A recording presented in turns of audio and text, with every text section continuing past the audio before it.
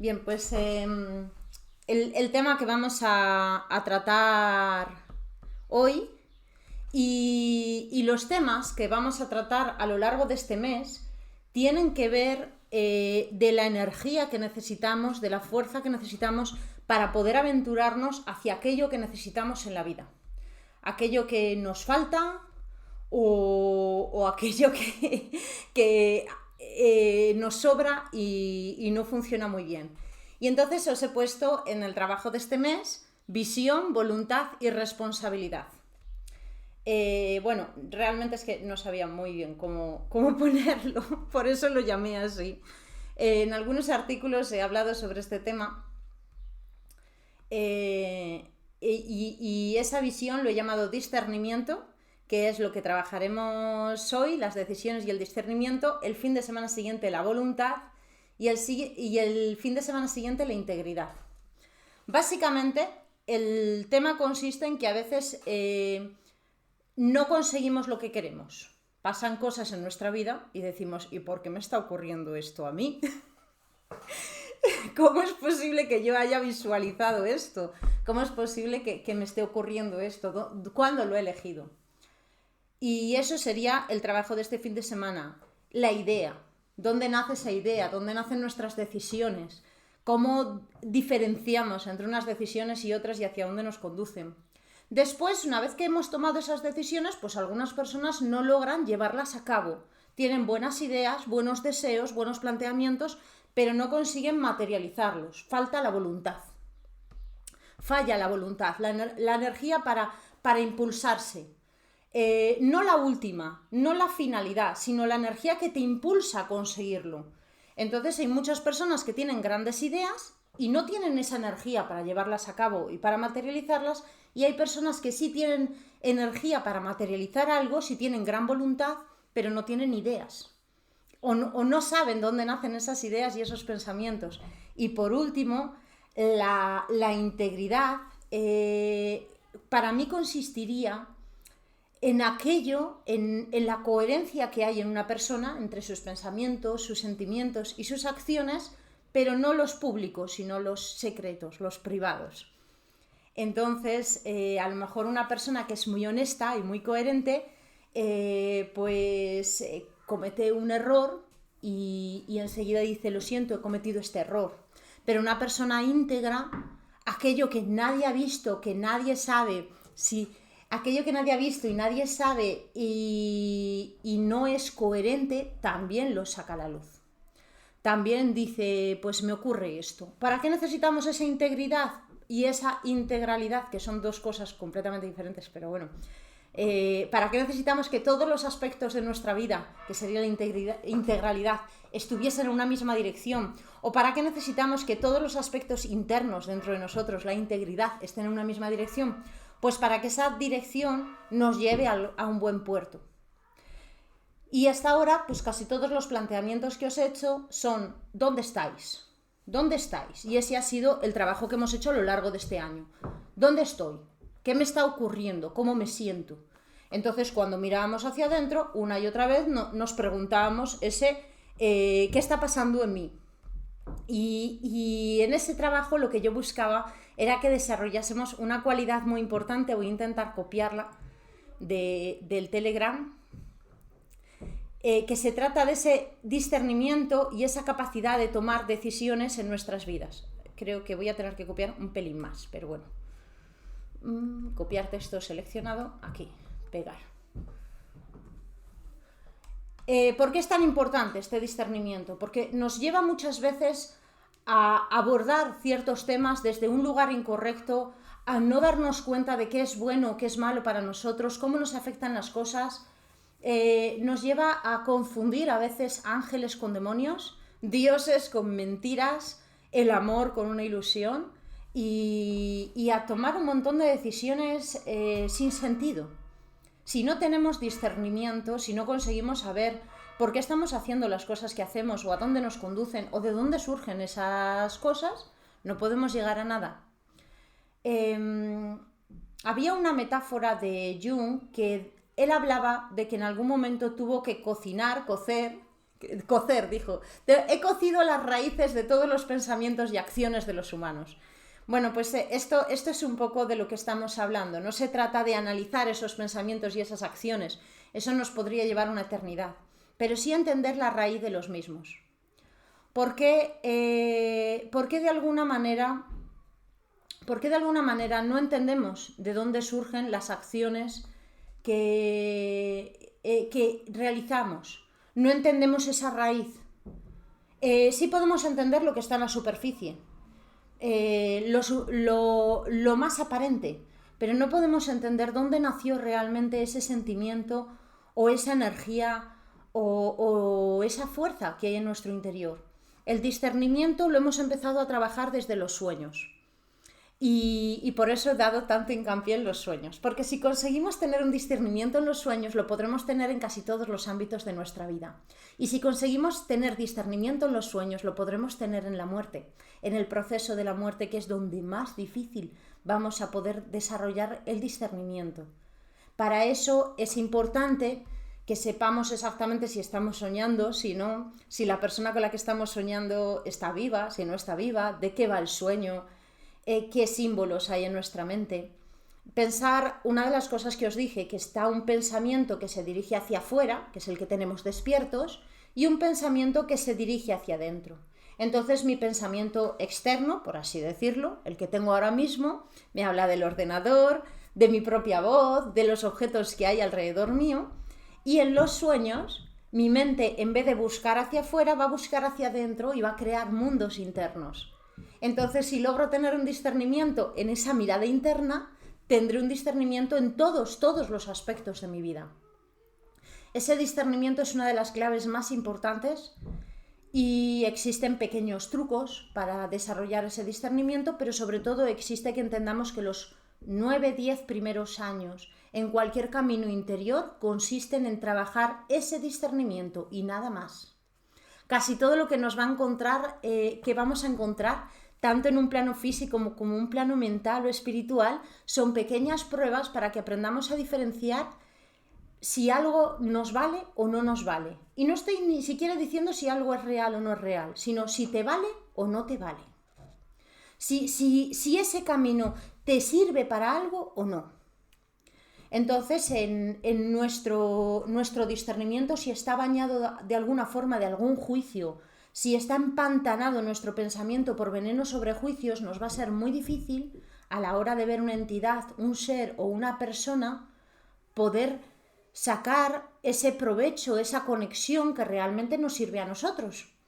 Pues de ejemplo podríamos poner que nos podemos encontrar una persona que es muy plasta, que todo lo que nos dice nos parece que no nos sirve para nada, pero hay algo que nos cuenta, hay algo que nos puede transmitir, que es muy, muy valioso.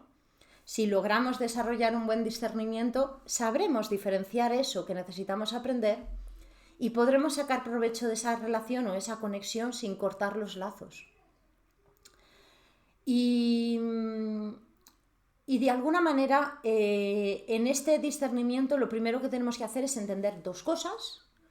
Una de ellas es qué tipo de pensamientos, emociones, sentimientos tengo, cómo actúo ante lo que ocurre a mi alrededor. Esta es importantísima, qué está ocurriendo en mí. Y la segunda, qué autosaboteos me estoy poniendo, cuáles son mis límites, mis limitaciones.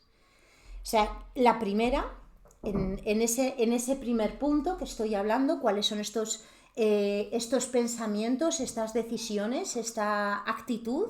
Es una autoobservación, sin más, coherente, honesta, limpia. Y en el segundo, ¿cuáles son esos límites? Estamos hablando de la humildad. Cuando desarrollamos estas dos cosas, tanto en nosotros como en las personas que nos rodean, vamos a tener ideas claves que nos ayuden a ser materiales. Si no conseguimos alguna de estas dos cosas, llegarán etapas de gran frustración e infelicidad en nuestra vida.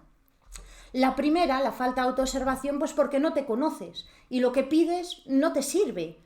A lo mejor deseas tener un coche maravilloso o una pareja perfecta y luego cuando te llega esa pareja dices, pues esta no me sirve, no me convence, o te sientas en ese supercoche y no te sirve para nada. pues ahí hay una falta de observación de ti, de tus necesidades, de lo que tú realmente quieres, sientes y piensas. Ese primer punto, que es el que más hemos desarrollado. Y el segundo, el de la humildad. La humildad no es sentirse pequeño, sino la humildad es reconocer hasta dónde puedes llegar. ¿Cuáles son tus límites? La humildad se aprende desde la infancia. La falta de humildad nos lleva a esos niños tiranos que luego son adultos con pataletas y caprichos. Que bueno, yo tengo muchas pataletas y me imagino que todos aquí también. Pues esas pataletas que tenemos porque las cosas no salen como queremos, surgen de que no sabemos gestionar la frustración.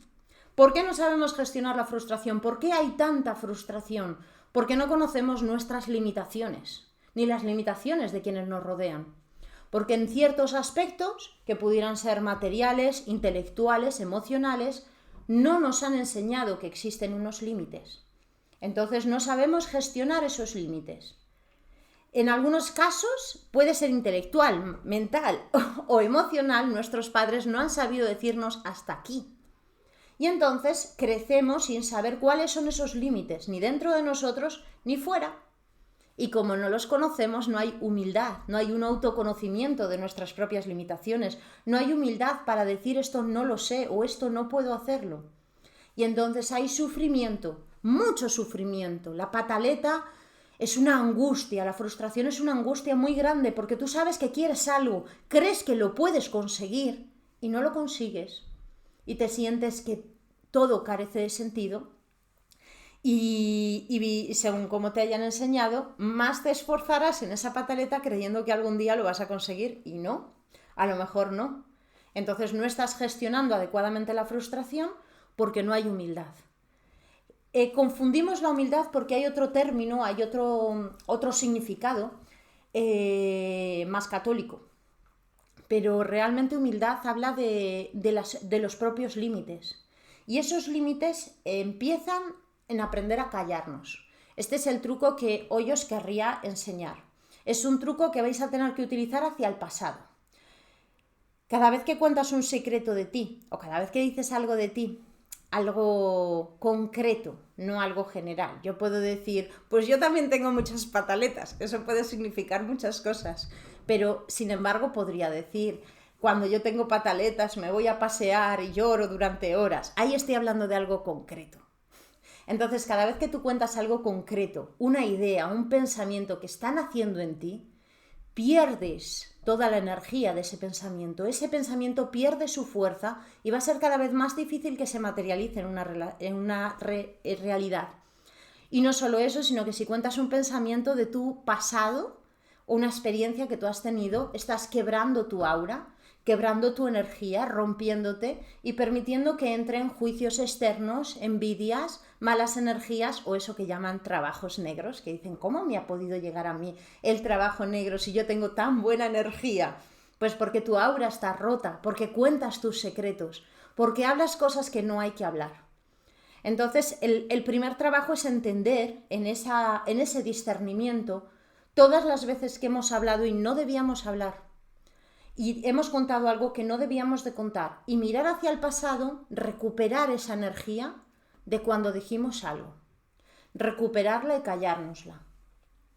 Esto es valiosísimo, esto es importantísimo. ¿Y cómo lo hacemos? Pues primero en el día a día. Podemos pensar en el día de hoy cuántas cosas hemos dicho que no nos corresponde decir. ¿Cuántas veces le hemos dicho a alguien, no me interesa lo que tú dices, no me caes bien? Te recuerdo que hace 5 años tú un día... Pues no nos corresponde decirlo, porque si la persona no se acuerda de lo que vivió hace 5 años, no le va a servir si se lo tienes que recordar.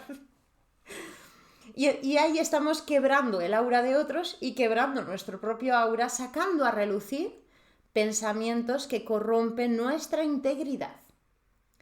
Nuestra integridad está sujeta a ese silencio. La capacidad de una persona de estar sostenida por su propia energía, incluso las veces que nos han atacado y nos han dicho cosas muy feas. Pues lograr callarte y no tener que dar explicaciones. que tú te sientas tan a gusto contigo mismo, que logres sentirte tan bien con tus acciones y con tu vida, que no necesites dar ninguna explicación a nadie de nada. Que si alguien habla mal de ti, aunque lo que diga sea mentira, o verdad, que eso puede sentar peor, que no te importe, porque tú estás siendo coherente y que no necesites explicarte. Si necesitas explicarte, justificarte, más se rompe tu aura, más energías negativas pueden llegar. Y no solo más se rompe el aura, sino al tema que vamos. Nuestras creaciones no se materializan. Por esto mismo, el bebé está envuelto dentro de la tripa, la barriga no es transparente, para que no salgan a la luz sus secretos. En los 3 primeros meses, 4 primeros meses, no es nada bueno que la gente sepa que la mujer está embarazada, para que el embarazo siga adelante. Todavía es una semilla. Las semillas siempre están bajo tierra, ocultas, secretas, y así se tienen que mantener. Se tienen que mantener ocultas hasta que tengan fuerza para brotar. Y cuando tienen fuerza para brotar la semilla, cuando empieza a germinar, entonces sí, puedes decir algo, pero todavía protegiéndolo y cuidándolo. Y cuando sea algo fuerte, vale, habla de ello.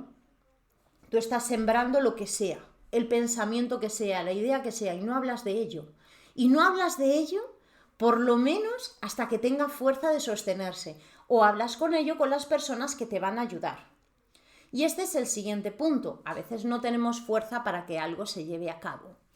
Queremos algo y en nuestra psique está la idea de que no vamos a ser capaces de materializarlo. Entonces, la idea inconsciente es: si lo cuento, tendré apoyos. Y le dices a tu amiga, le dices: oye, ¿qué tal si mañana nos vamos a correr? A partir de ahora nos vamos a correr por el campo y hacemos ejercicio. ¿Por qué se lo dices a tu amiga? Porque sabes que tú solo no lo vas a hacer. Necesitas un apoyo, necesitas a alguien que te ayude. Entonces, en vez de decírselo, empezar tú por tu cuenta, tus ejercicios en casa, tus estiramientos. Y cuando ves que ya estás en marcha con algo está germinando, habla con esa persona y dile: tengo esta idea, ¿te gustaría compartirla conmigo? Comprendiendo que necesitas esa alianza, porque si no la tienes a lo mejor te da vergüenza o miedo o cualquier susto salir a la calle a correr. Pero tienes que guardar esa semilla y guardar esa idea y ese pensamiento. A algunos os va a costar mucho, mucho hacerlo. Entonces, cada vez que tengáis un pensamiento, una idea, simplemente mirar hacia adentro y decir: esta idea puede convertirse en algo maravilloso, extraordinario, pero si lo cuento, tal vez no. Así que lo callas. Y lo vas callando, y lo vas callando, hasta que aprendes a no tener que dar ninguna explicación, a no tener que justificar absolutamente nada. Y si justificas es porque quieres compartir, pero algo que ya tienes terminado. Os dije que este es un trabajo también hacia el pasado. Tienes que ir al pasado, a todos los momentos en los que dijiste algo que no tenías que decir, y borrar esa imagen, cambiar el pasado. Lo visualizamos perfectamente. Si todavía os cuesta visualizar, incluso con la venda en los ojos que nos ponemos por la noche, intentar subir los ojos al meditar mirando hacia el centro de la frente, así tambalearán los ojos, temblarán un poquito los párpados. Es natural al principio, luego llegará un momento en que mires hacia arriba y no parpadees, no tiemblen los párpados, pero al principio temblarán. Este simple movimiento de los ojos mirando hacia arriba genera una activación del tercer ojo, aparte de los ejercicios que hemos hecho para abrir el tercer ojo, y visualizamos perfectamente situaciones en las que creemos que algo no ha salido bien, cuando estabas a punto de vivir algo y no se vivió, a punto de hacer un viaje, de acabar unos estudios, de conseguir un trabajo, o a punto de que te toque la lotería. Hay gente que está en la tienda y va a comprar el billete ganador y en el último momento compra otro. Entonces a lo mejor simplemente ha dicho: me va a tocar, y lo ha dicho en alto. Si te va a tocar no necesitas decirlo en alto. Si te va a tocar, coges el billete, lo guardas y dices: este me toca, así que no se lo cuento a nadie. Pero si lo dices en alto, la energía se va. Uno de los mayores poderes, que para mí es el mayor, pero como es para mí, esto es algo subjetivo, uno de los mayores poderes que tiene el humano es la voz. A través de la palabra, toda nuestra vida se puede cambiar. A través de las palabras que utilizamos. Nuestro lenguaje cambia todo. El que somos conscientes de hacer y el que no somos conscientes. Cada vez que dices no, pero, no sé, nunca, miedo, angustia, cada vez que te autodenominas como una enfermedad, todo tu poder se va paralizando. Y tenéis que comprender que todos somos magos, todos somos viajeros en el tiempo, todos tenemos grandes capacidades y la primera magia surge en la voz, en el decreto. Entonces, a la hora de contar nuestros secretos o nuestras intenciones y perder fuerza o perder energía, o a lo mejor contarlos mal, pues se va esa fuerza y luego ya no se recupera con facilidad. Según más abres ese aura, más rompes esa energía, más difícil te va a ser más adelante utilizarla. Cuantas más cosas hayas contado de ti, más difícil va a ser más adelante conservar tu energía. Y si esa persona a la que le has contado tus secretos luego ha ido por ahí y se los ha contado a otro, y ese a otro, y ese a otro, y vives en un pueblo así muy pequeño, tipo Jalapa, o tipo Vigo, que son pueblos pequeños, y todo el mundo sabe tus secretos, entonces este ejercicio es perfecto para ti. Tienes que ir hacia atrás, esos momentos en los que contaste tus secretos o en los que diste a conocer algo de ti, alguien te vio haciendo algo o alguien dijo algo de ti, y poner una protección, una barrera, romper esa visión y crearla de nuevo, crearla en armonía. Vamos a intentar cambiar el pasado. Y luego, para hacer este ejercicio, cuando sientes que ya has nacido con el aura completamente rota, que tus padres han puesto fotografías de ti en todos lados, que han presumido de ti, pues gente que ha sido modelo de niño, han salido en anuncios de televisión, han ido a campeonatos, los protagonistas de sus padres, que todo el mundo sabía todo de ellos, o esos pobrecitos huérfanos, enfermos o lo que fuese, que todo el mundo y toda la familia se apiadaba de ellos y hablaba de ellos cuando no estaban, porque el pobrecito sufría. Pero sabéis que hay niños así, que a veces el niño tiene un problema y los padres vengan a contarlo, y ahí es su secreto, y esa es su intimidad, y esos son sus límites. Y entonces, pues cuando vemos eso, vamos a hacer el trabajo avanzado. El trabajo avanzado me encanta, creo que os hablé de él en algún momento, pero hoy vamos a hacerlo con un poquito más de detalle. Vamos a coger el calendario y cada día que elijamos, durante 9 días, vamos a imitar el embarazo de nuestra madre, a concretar ahí esa energía. Toda la gente que entró en esa energía, el ángel me dice 4 o 5 meses después del embarazo también, o sea, unos 15 días podemos hacerlo, 13 días, dependiendo de lo que sintamos. Entonces, en el primer mes de embarazo, que va a ser un día nada más de trabajo interior, en ese día vas a empezar con esa esfera de protección que hicimos al principio.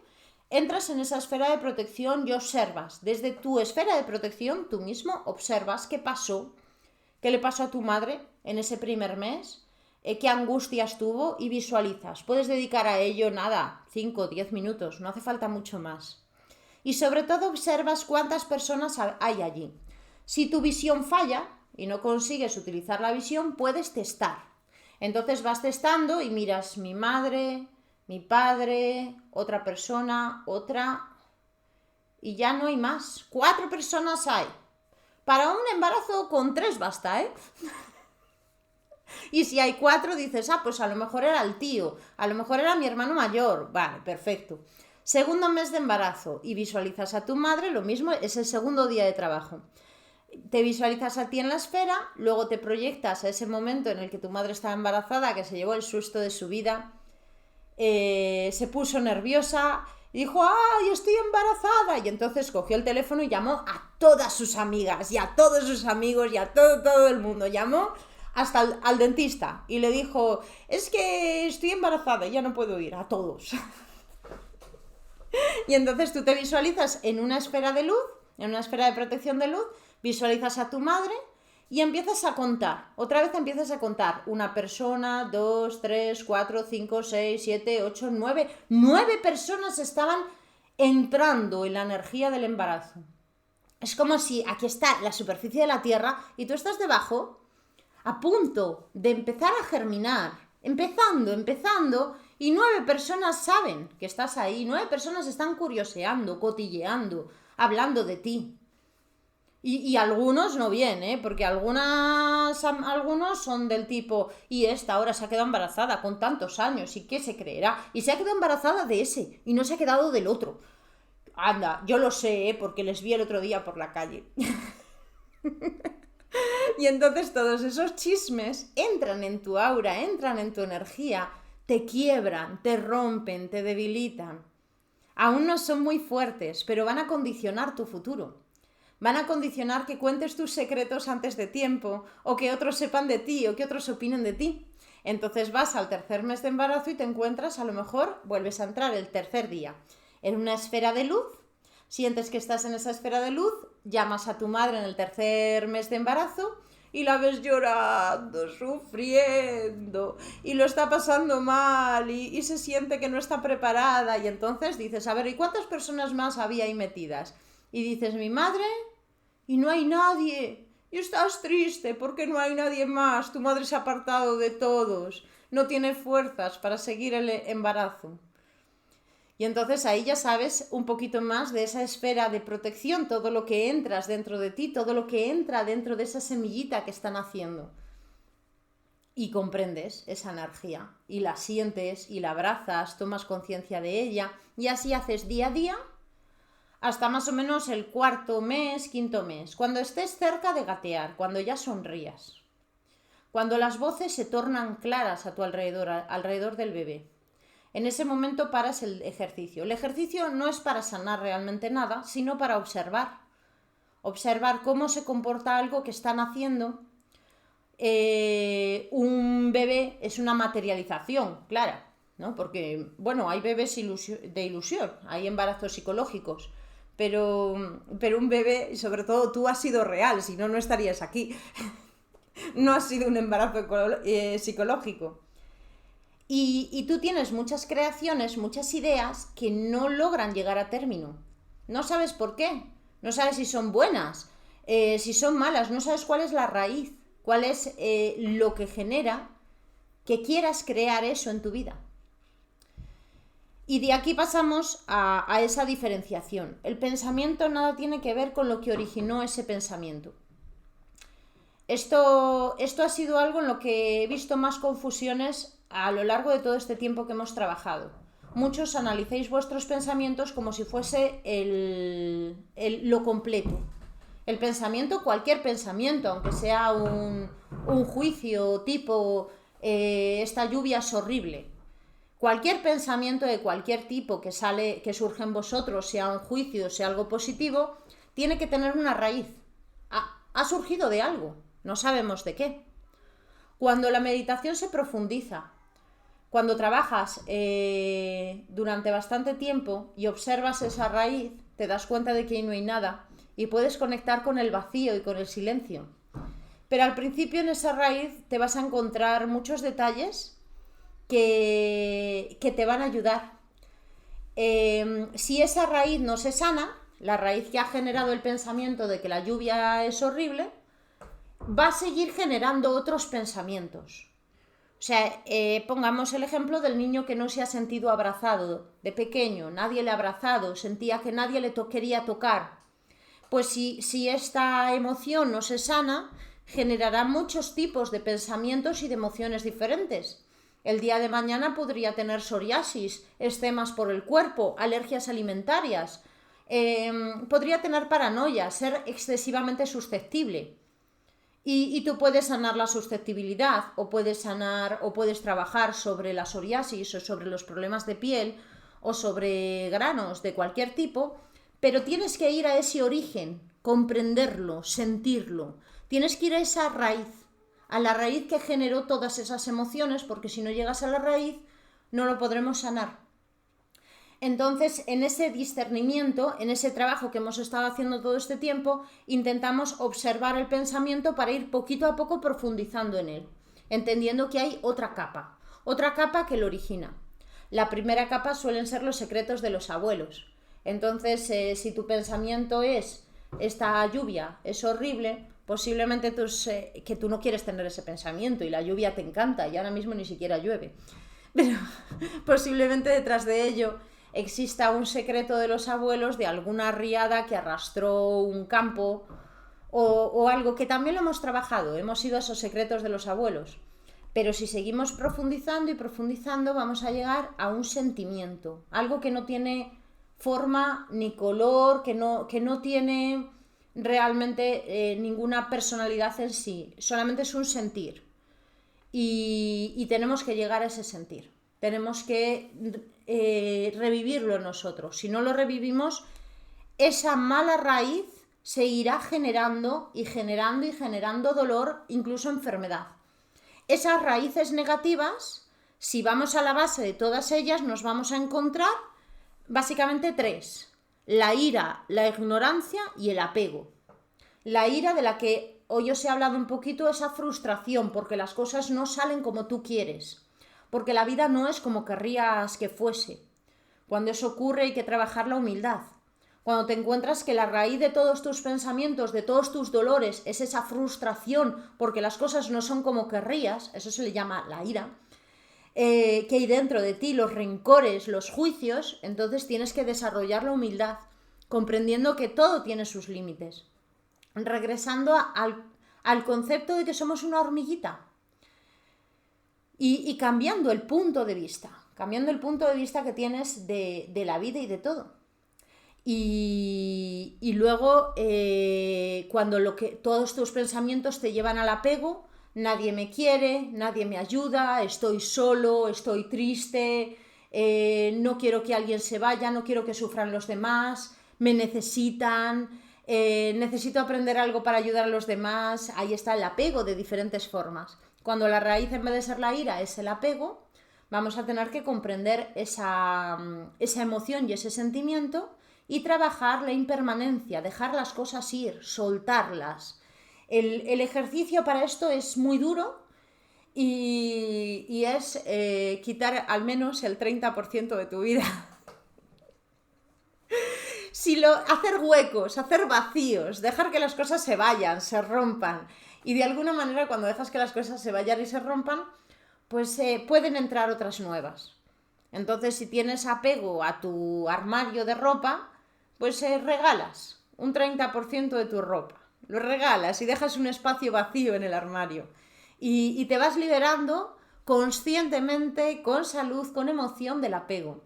Si tienes mucho apego de la familia, dejas de llamarles. Poquito a poco, dejas de llamarles, dejas de preguntarles cómo estás, qué quieres. No cortas todos los lazos. Solo les dejas ahí a su aire. Dejas de preguntarles tanto.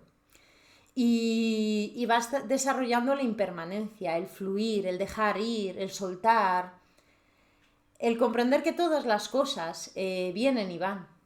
Y si vas a la raíz de todos los conflictos que tienes en tu mente, en tu vida, en tu alrededor, todo lo que te duele, y lo que encuentras es que no entiendes nada, que te sientes absurdo, ridículo, no tienes rabia, no tienes apego, pero no comprendes por qué las cosas son como son, ahí estaríamos en la ignorancia. Toda la comprensión que tienes sobre la vida a lo mejor no es la correcta. No tienes apego hacia tus padres, no te importaría apartarlos de tu vida, ni hacia tus amigos, ni siquiera tienes pareja. Y tampoco te enfadas tanto sobre todas las cosas, ni tienes esas pataletas, entonces a lo mejor se está tratando de la ignorancia, tienes una ignorancia. ¿Qué significa esto en nuestro lenguaje? Significa que entendemos la vida de una manera errónea. Comprendemos que todas las cosas a lo mejor están separadas y todo está unido, todo está mezclado. Diferenciamos a lo mejor el mundo entre bueno, malo, bien, mal, luz, oscuridad. Creemos que somos algo que no somos, creemos que somos superiores cuando no lo somos, y entonces para trabajar esa ignorancia, quitar esa raíz, para arrancar esa raíz hay que transformar esa energía en sabiduría.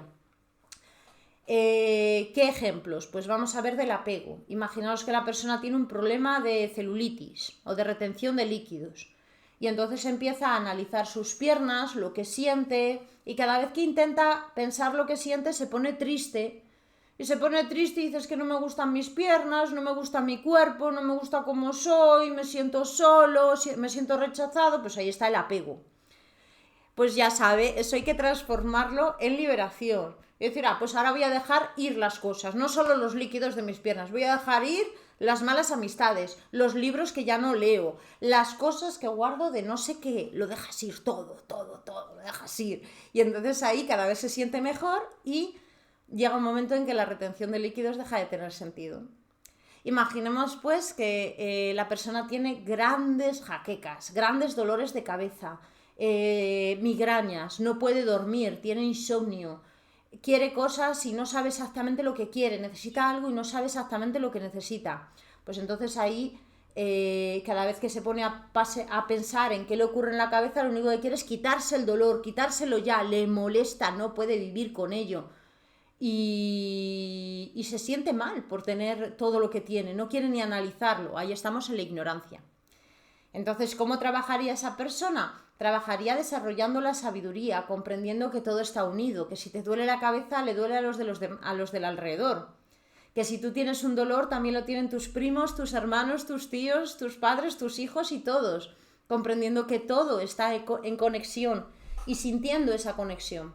Entonces la ignorancia se va yendo y el dolor de cabeza también. Y si la persona pues tiene unos problemas muy fuertes, unos retorcijones de intestinos y cada 2 por 3 no puede ni levantarse ni hacer nada porque la tripa es como si fuese un puño cerrado.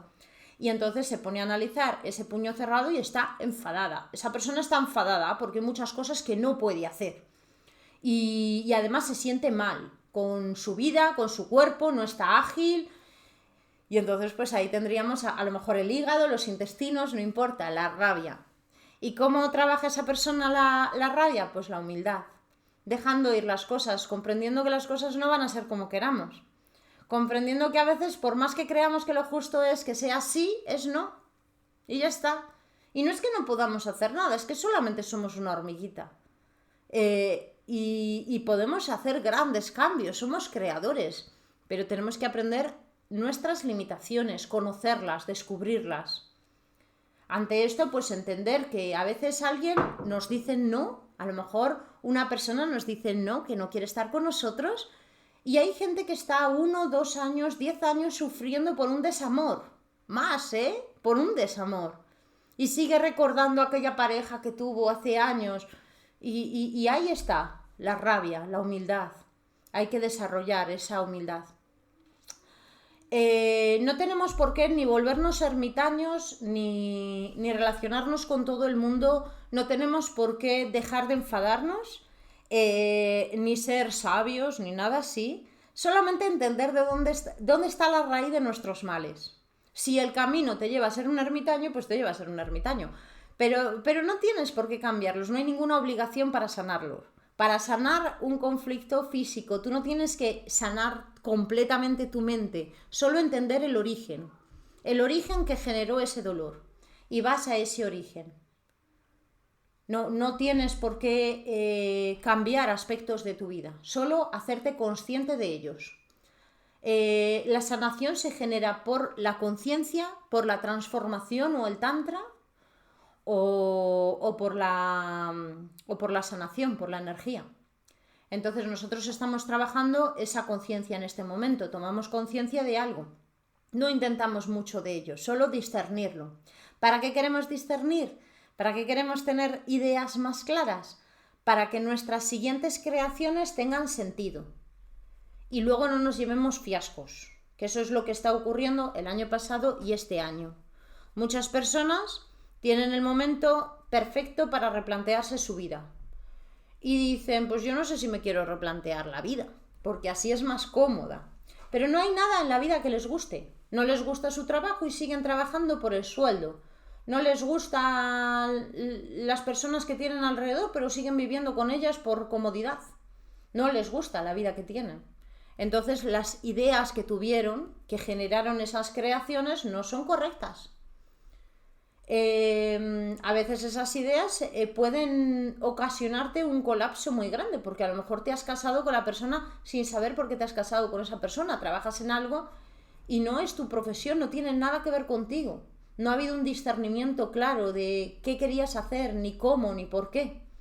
Y puede ser que la culpa la tengan otros, pero sobre todo la culpa la tienes tú por no haber trabajado, desarrollado el discernimiento, por no haber dudado, por no haberte planteado las cosas.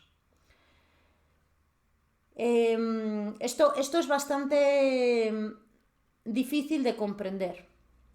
Vamos a entender algo en la educación, muy sencillo. Si yo a un niño le pregunto cuántos son 2 más 2, o cuántos son 3 por 8, o dónde está Andorra. La pregunta que sea, de cualquier examen que los padres tendemos a hacer, poniéndole a prueba al niño, lo que estamos haciendo es de alguna manera demostrándole que no confiamos en él. Le estamos convirtiendo en un robot o en una máquina. Esa pregunta no le va a llevar a reflexionar. Si a ti te preguntan cuánto es 2 más 2, sin pensarlo, sin hacer ninguna reflexión en tu cabeza, dices 4. Pero no se te ocurre pensar, ¿y por qué me preguntas eso? ¿Acaso dudas de que yo sepa cuántos son 2 más 2? ¿Acaso tú no lo sabes y necesitas que yo te lo diga? No se te ocurre. Te vuelves un autómata. Te vuelves mecánico. Dejas de diferenciar, de discernir, de pensar por ti mismo. Ya no hay ninguna reflexión. Pero sin embargo, tú le preguntas al niño, ¿de cuántas formas posibles crees que podríamos llegar a 4? ¿Con cuántas ecuaciones, sumas, restas, divisiones? Algo así. ¿O qué camino cogerías para llegar a Andorra? ¿Qué camino te parecería más bonito y divertido? No le estás preguntando dónde está Andorra, le estás preguntando qué dirección, y ahí tendría que explorar muchos más sitios, tiene que pensar, reflexionar, sentir. Ya no tiene que reaccionar como una máquina. Solo ese cambio en la pregunta hace que nuestra vida sea completamente diferente. Si nos acostumbramos hasta la adolescencia, que nuestra mente se está formando, a que todas las preguntas que nos hagan sean de una respuesta tan absurda, mecánica, como 2 más 2 son 4, entonces cuando somos mayores no vamos a poder discernir nada, vamos a ser mecánicos. Es lo que quieren, que nosotros seamos robots, pero es lo que nosotros hacemos con los niños, y nosotros ya somos robots. Muchas preguntas nos hacen y respondemos, y no nos planteamos por qué. Muchas veces os preguntan, ¿y qué estás pensando? Y lo primero, cuando a mí me preguntan, ¿qué estás pensando? Nadie me lo pregunta, claro. Yo digo, ¿y tú para qué quieres saber qué estoy pensando? ¿Crees acaso que puedes pensar lo mismo que yo? No es que mi pensamiento sea más avanzado, pero será diferente que el tuyo. Cada persona piensa diferente. ¿Qué estás pensando? Es una pregunta absurda, ridícula. No va a llevar a nada. Pero si automáticamente empiezas a responder, entonces estás rompiéndote, quebrando la confianza que tienes en ti mismo. Y si durante 10 años, 12 años o 20 años un niño ha estado escribiendo y repitiendo lo mismo una vez, otra vez, 2 más 2, 4, 2 más 2, 4, 2 más 2, 4, llega un momento en que esa estructura de pensamiento la tiene integrada. Y cuando ya la tiene integrada, el trabajo o el desarrollo del discernimiento cada vez va a ser más complicado. Y por eso tenemos que reconstruirlo, reconstruir nuestra manera de pensar. El mundo lo que nos está diciendo ahora mismo es que tenemos que ser más listos, tenemos que ser más inteligentes. No importa si nuestras opiniones o nuestros pensamientos sean mejores, peores, pero tenemos que encontrar nuevas maneras de pensar. Y aquí está el punto de vista. El artículo que he publicado hoy, no sé si lo podréis ver porque estoy arreglando cosas de la web que me está dando algunos fallos, pero el artículo que he publicado lo escribí hace ya bastante tiempo, el del reloj. Habla del punto de vista. En nuestro punto de vista, nuestra mente está totalmente limitada a lo que conocemos, vemos, sentimos, a los sentidos, a los 5 sentidos. No sale de ahí. Y en nuestra mente hay pasado, presente y futuro. En cualquier otra dimensión, la inteligencia es diferente porque no está limitada por esto que estamos viviendo aquí. No hay pasado, presente y futuro. en otros espacio-tiempos, en otras realidades, hay otras formas de pensar y otras formas de sentir y hay otros tiempos.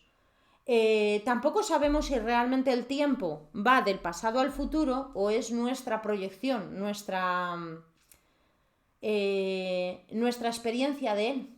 Cuánticamente no se sabe.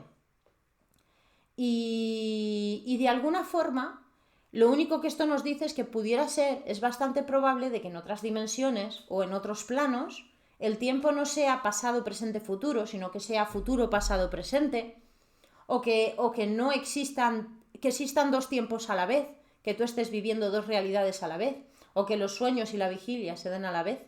Los sueños tienen otro concepto del tiempo completamente diferente que la vigilia. Y si los sueños ocurren en nuestra dimensión, no podría ser. Así que tienen que ser una dimensión en otro plano.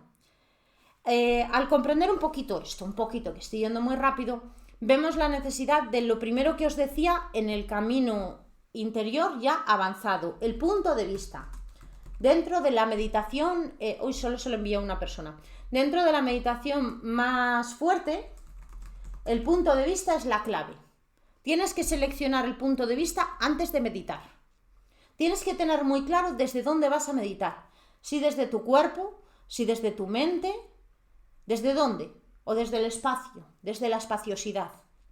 Entonces, cuando meditamos desde nuestro cuerpo, nos concentrábamos solo en la nariz. O nos concentrábamos en lo que ocurre en nuestro cuerpo cuando entra el aire y sale. Ya está.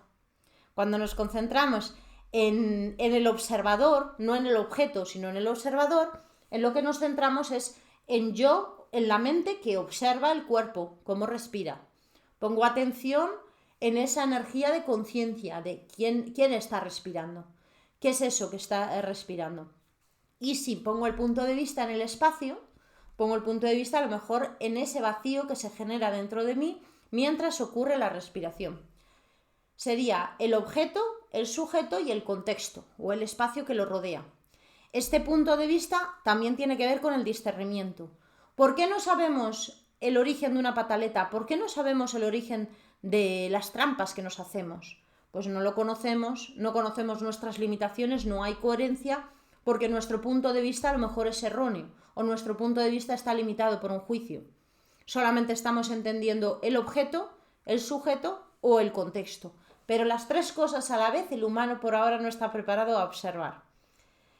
En esta primera fase, que yo llamo el iniciado, existe un punto de vista, existe un observador y ese observador se tiene que situar. Si no se sitúa, mala cosa. Cuando avanzas un poquito, profundizas y meditas realmente, el punto de vista se disuelve y surge la conciencia clara. La conciencia clara, la meditación en la mente clara, en la mente limpia, que se llama mindfulness, ¿no? Esta meditación lo que básicamente significa es que ese punto de vista ya ha desaparecido, pero no desaparece de manera natural. Tardas mucho tiempo. Es un trabajo que lleva mucho tiempo que desaparezca. Cuando observamos nuestros problemas, a lo mejor solo estamos analizando desde el sujeto o desde lo que ocurrió, el objeto, lo que se sufrió, o a lo mejor solo miramos el contexto, queremos que nadie más viva algo parecido y queremos trabajar a partir de ahora en ayudar a esas situaciones. Sigue habiendo un objeto, un sujeto que sufre o un contexto. Cuando avanzas en la contemplación, en la conciencia, realmente lo que ocurre no tiene tanta importancia, no hay una implicación en ello, sino una observación mayor y es muy interesante. Esto es algo muy interesante. Y ese cambio para mí es un cambio que tenemos que dar ahora.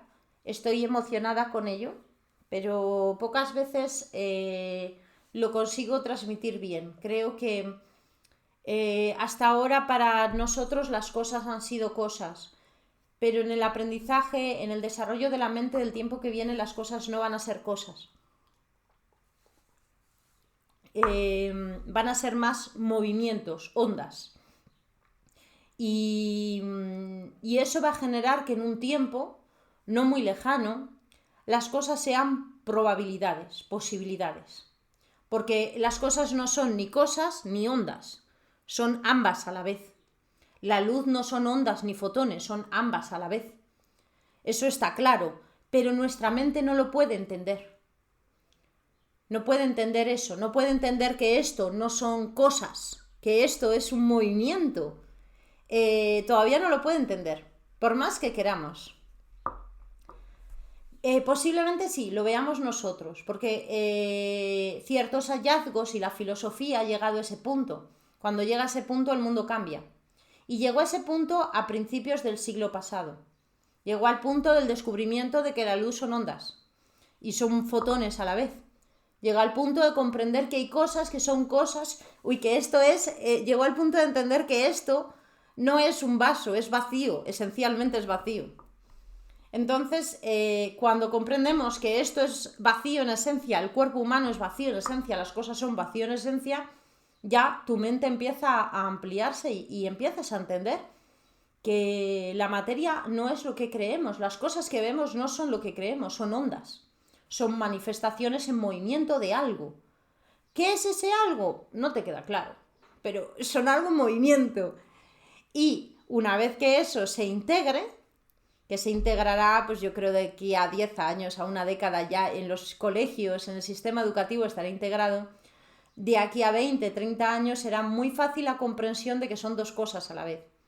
¿En qué cambia eso? Pues cambia en la transferencia de conciencia, en la comprensión de cómo funciona el universo, en sentirnos ridículamente pequeños y verlo eso como natural, en abrir la mente y entender que no sabemos nada y eso es genial. La duda y el aburrimiento son dos cualidades imprescindibles para el humano.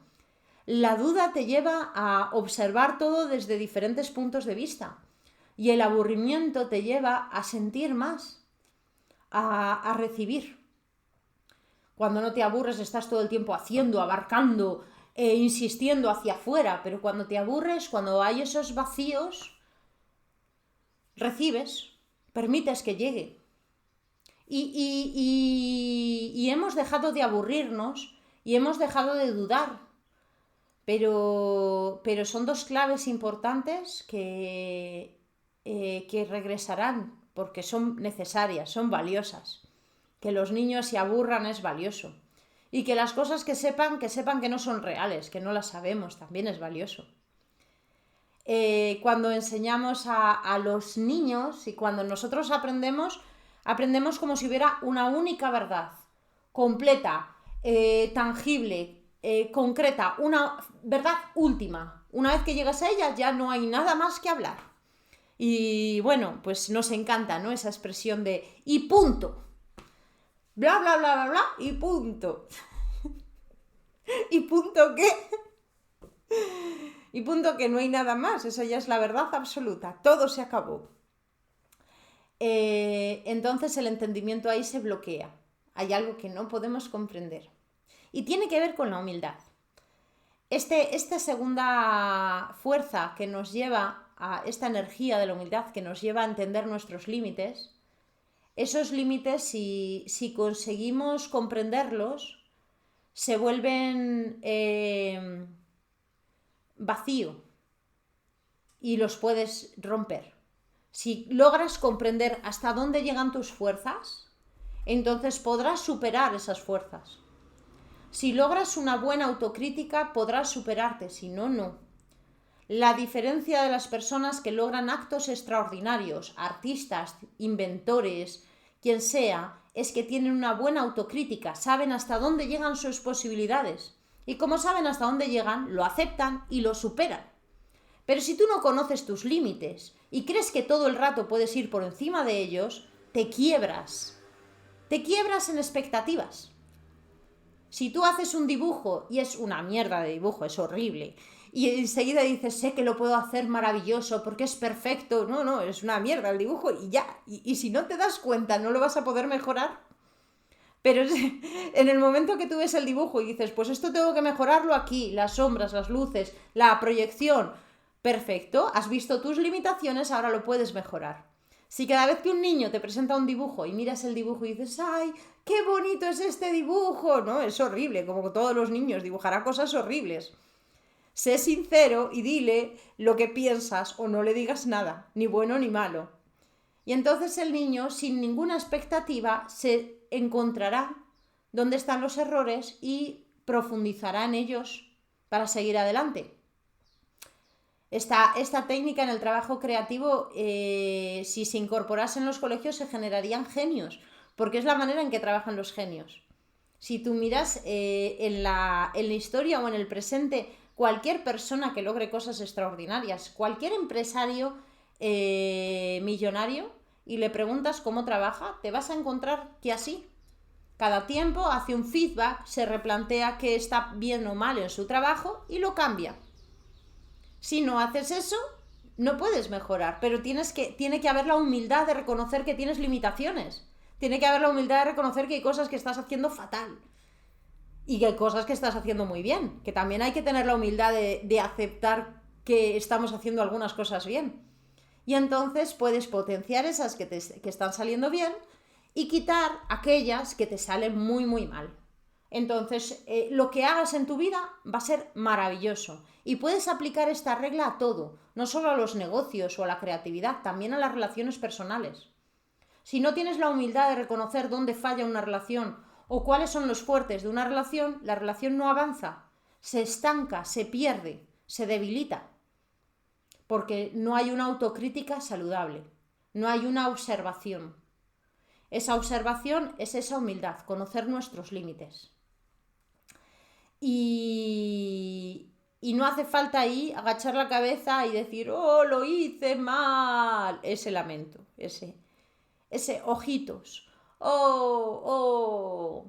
En la epidemia de la religión actual del materialismo, porque el materialismo es una religión sí o sí, que adora ese Dios de lo material, el cuerpo perfecto, el sueldo perfecto, las vacaciones perfectas, la vida perfecta. En esa religión del materialismo creemos que vale todo para conseguir lo que tú quieres conseguir. Esta es la idea, ¿vale? Incluso asesinar, cualquier cosa vale para conseguir lo que tú quieres conseguir. En esa religión tan peligrosa que muchos espirituales caen en ella. Vale todo. Y cuando te arrepientes porque te das cuenta de que lo que has hecho no es bueno, entonces te arrepientes y pones ojitos. Y con eso es suficiente. Todo se arregló. Todo se arregló con poner ojitos. Ya está. Esa es toda la autocrítica. Oh, no me salió bien. ¿Me perdonas? Sí, no te salió bien, pero por tu culpa, por tu capricho, han quitado la casa de tus padres, su negocio, todo. No basta con poner ojitos, hay que tener la humildad de reconocer nuestros errores, una buena autocrítica. Y tenemos este problema de esta religión que va creciendo, que tiene unos conceptos morales, unos hábitos. No nos damos cuenta, pero es bastante peligrosa. Y esta forma de pensamiento también se sitúa de una forma mental, que es la titulitis, esa epidemia en la que cuando una persona tiene ciertos papeles que verifiquen su integridad intelectual es más inteligente que otras. Y la adoración a esas personas que tienen papeles, que reconocen quiénes son. Tú si tienes un papel que reconoce quién eres esa persona, si no, no. Y también se pueden ir esa epidemia material hacia lo emocional, hacia lo espiritual, y hay grandes espirituales que están por encima del mundo, han llegado a grados, como si la espiritualidad tuviera grados, entonces llegan al grado 10. Alguien me dijo una vez que yo estaba en el grado 5 y esa persona estaba en el grado 8 y yo lo miraba y empezaba a hacer cálculos y decía, ¿qué significará eso? ¿El grado 5 significa que tengo que ir al baño 5 veces al día o qué? ¿Qué es eso del grado espiritual? Y bueno, pues es alguien del grado 8, así que no le puedo negar nada, no le puedo contradecir nada. Pues eso es el materialismo que ha llegado a la espiritualidad, donde alguien tiene un don que lo ha heredado y te lo pasa, te lo transmite, y ese poder tiene cualidades maravillosas que harán tu vida mejor. Materialismo. Es la codicia espiritual. Y también puede ser material, querer tener un cuerpo perfecto, o que en el yoga esto lo vemos, ¿no? El yoga ha dejado de ser el yoga y ha sido el culto al cuerpo perfecto, es el materialismo del yoga. O la religión está material hacia el dinero, vivir para trabajar.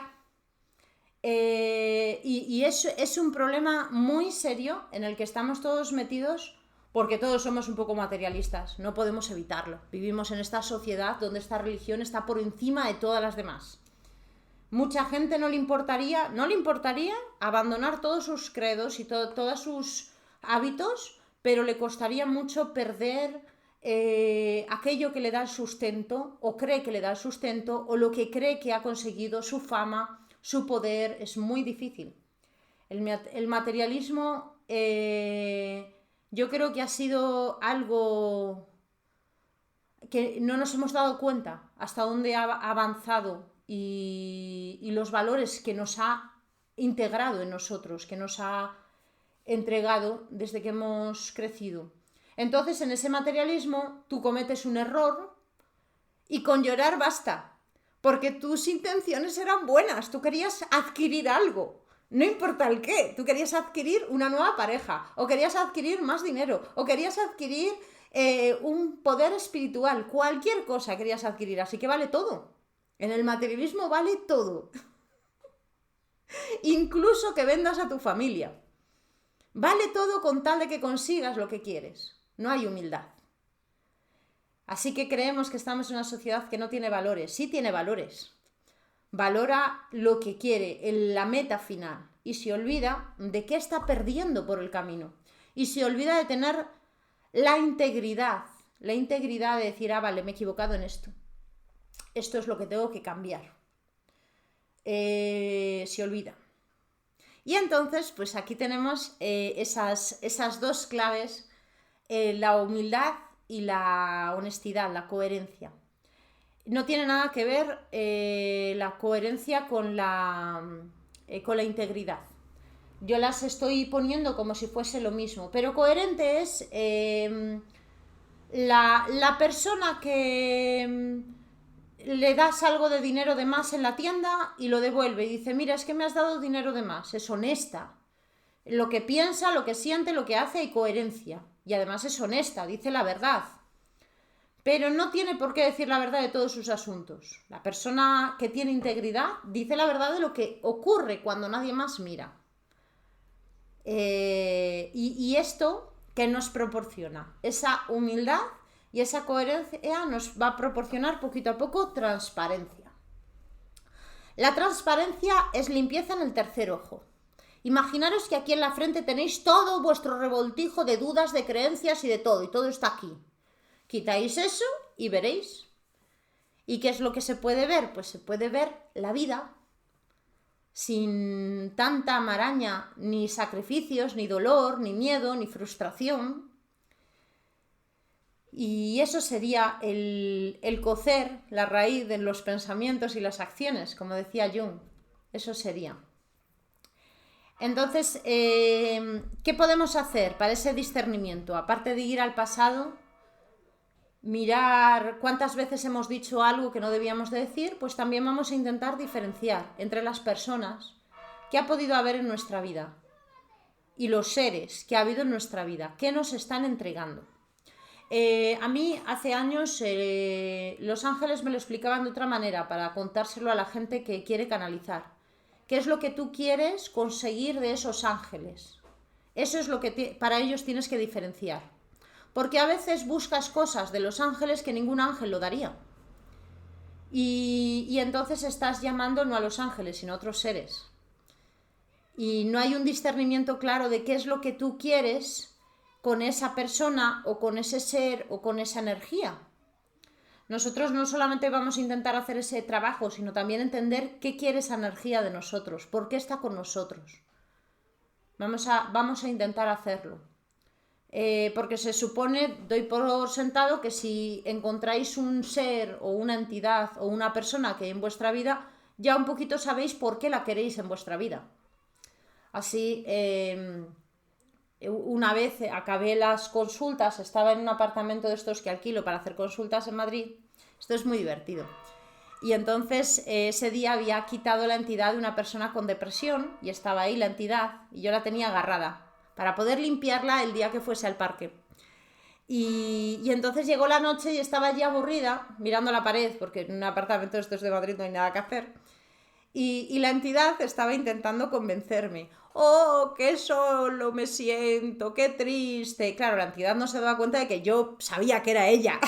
Creía que eran mis pensamientos, ¿no? Entonces estaba diciendo todas esas cosas como se las diría a la pobre víctima a quien le quité la entidad.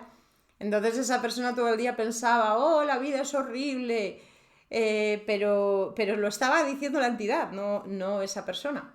Y ahí estaba la entidad haciéndome creer que odiaba la vida, que me sentía sola y triste. Y claro, como veía la entidad que yo no le seguía la corriente, se quería ir. Y yo la agarraba y decía, oye, mira, no te vayas, que estoy aquí muy aburrida, sigue hablando.